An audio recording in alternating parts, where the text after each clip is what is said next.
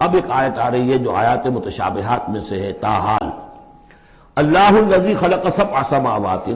جیسے تو یہ کہ 7 آسمانوں کا معاملہ بھی میں بار بار عرض کرتا رہا ہوں کہ ابھی آیات متشابہات میں شمار ہوگا۔ وَمِنَ الْأَرْضِ مِثْلَهُنَّ، اللہ تعالیٰ نے 7 آسمان بنائے ہیں اور زمین میں سے بھی اتنی ہی ویسی ہی، گویا کہ زمینیں بھی کوئی 7 زمینیں ہیں۔ اب اس پر یہ ہے کہ مختلف مفسرین نے اپنے اپنے اندازے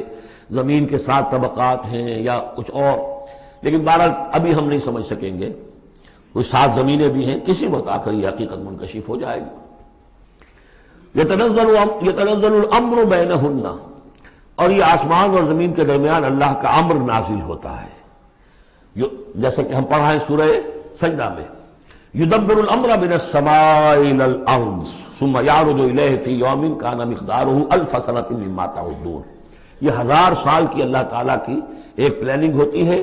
آسمان سے زمین کی طرف اس کا فیصلہ جو ہے وہ آتا ہے، فرشتے لے کر آتے ہیں، تنفیذ ہوتی ہے، اور پھر یہ کہ وہ امر جو ہے اٹھا لیا جاتا ہے۔ اب اگلے 1000 سال کا دوسرا امر ہے جو اللہ کی طرف سے اگلے دن کا لیے طے ہو چکا ہے۔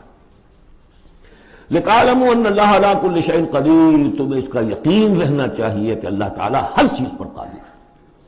میں نے یہ بات عرض کی ہے کہ 2 صفات اللہ کی ہیں جس میں یہ انتہائی اہمیت کے ساتھ عَلَىٰ كُلِّ شَيْءٍ قَدِيرٌ بِكُلِّ شَيْءٍ عَلِيمٌ،